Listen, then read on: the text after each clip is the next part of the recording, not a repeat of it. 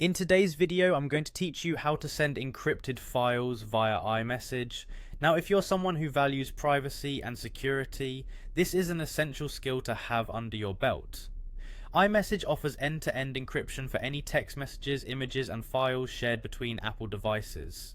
What this means is that everything you send is fully encrypted before it leaves your device and can only be decrypted by the person you're sending it to. This ensures that your data remains private and secure. Let's walk through the steps you need to follow to send a file through iMessage. First, launch the Messages app on your iPhone or iPad.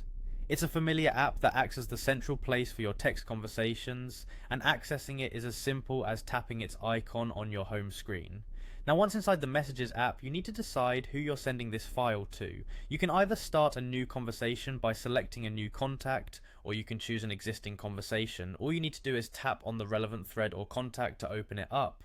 This will bring you to the messaging window where you can type out a new message or simply reply to an existing one. If you decide to type out a message, go ahead and type it into the text box. But remember, you can always leave it blank if you're solely sending a file without additional context. Next, it's time to attach the file you wish to share. To do this, look for the Attach button, which appears as a small paperclip icon on your screen.